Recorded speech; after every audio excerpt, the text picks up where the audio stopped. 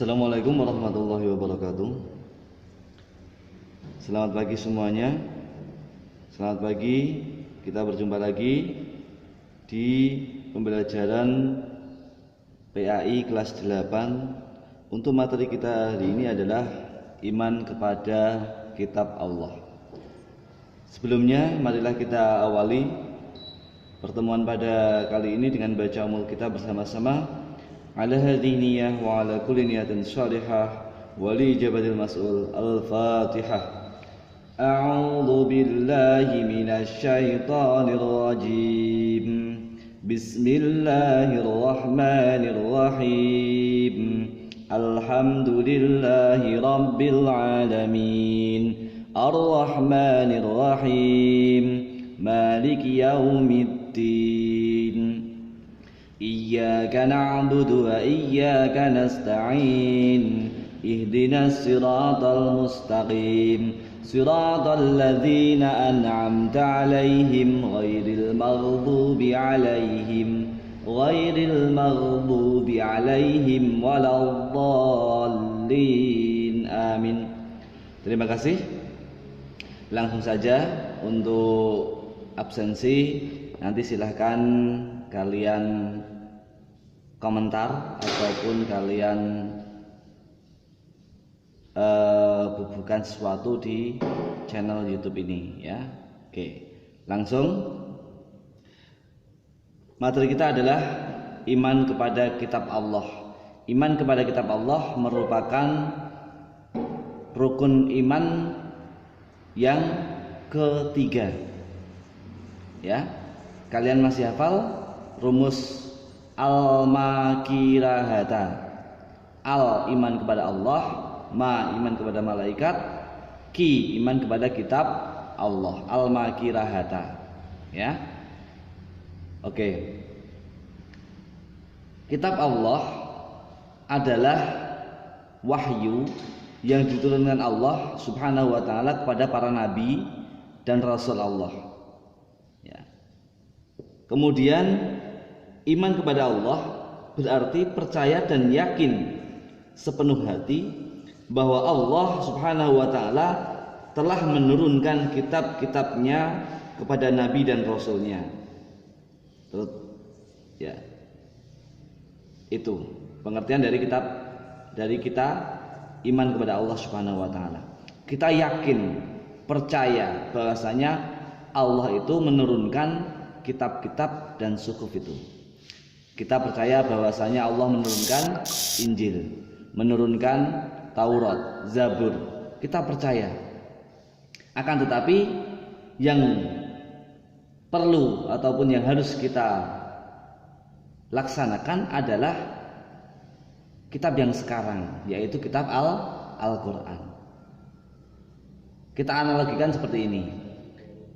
Indonesia itu dari zaman dahulu ataupun zaman kemerdekaan itu ada yang namanya Presiden Soekarno, ada juga yang namanya Presiden Soeharto, ada juga yang namanya Presiden Habibie, Presiden Gus Dur dan lain sebagainya.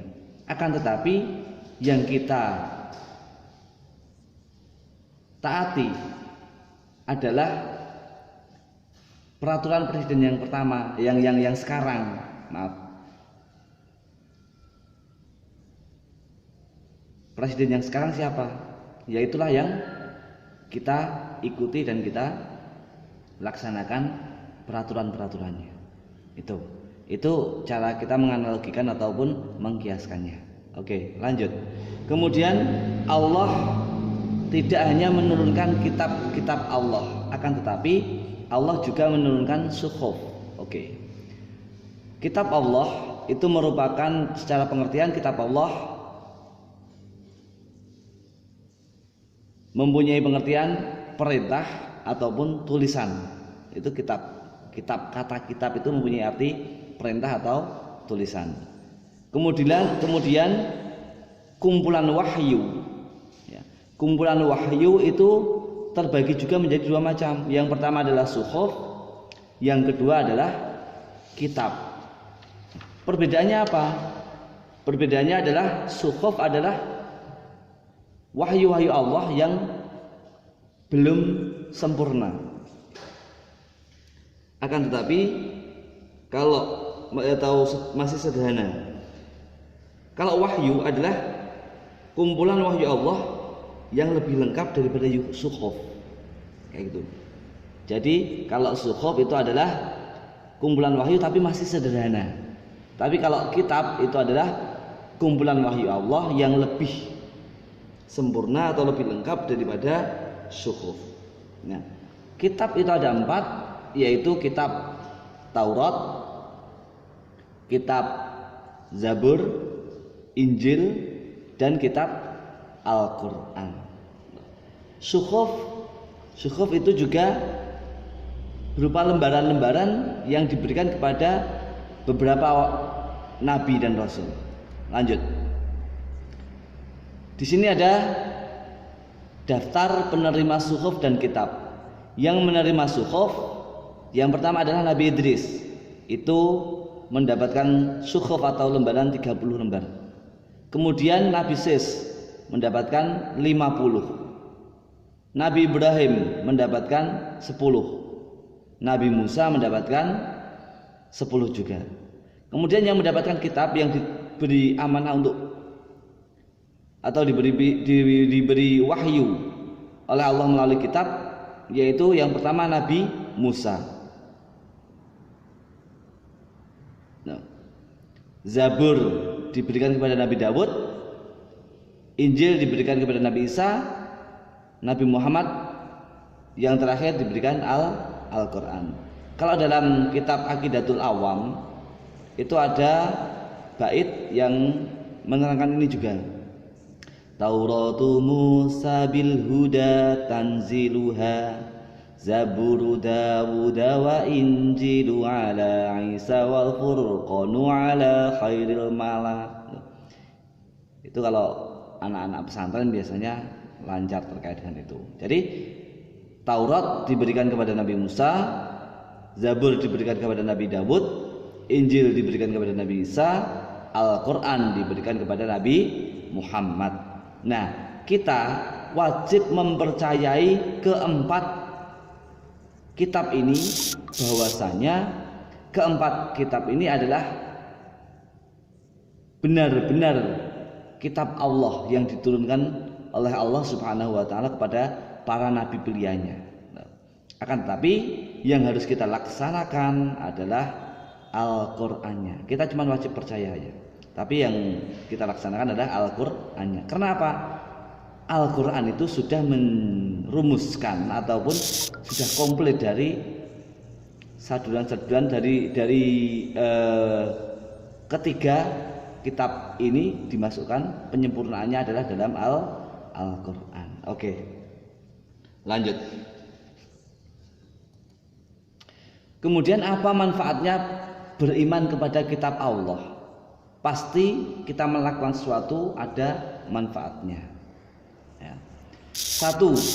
Mengetahui ajaran yang benar. Kalau kita beriman kepada kitab Allah, pasti juga kita akan membacanya, melaksanakannya, mengamalkan ajarannya.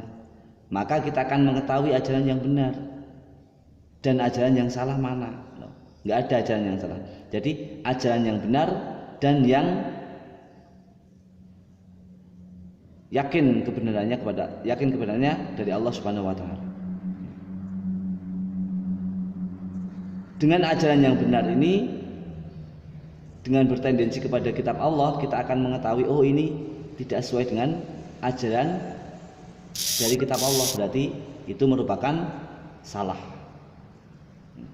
Kemudian kita dapat membedakan mana yang hak dan mana yang batil, karena kita mempelajarinya. Kemudian dapat mendorong manusia agar bisa membaca dan menulis. Karena apa? Kitab sendiri, ya, Alkitab itu merupakan tulisan ataupun bacaan. Yang lebih lagi penting lagi adalah sebagai pedoman manusia, sumber hukum pedoman manusia untuk melaksanakan sesuatu hal. Kalau kita berpedoman kepada kitab Allah, maka yakin kita akan menuju ke jalan yang benar.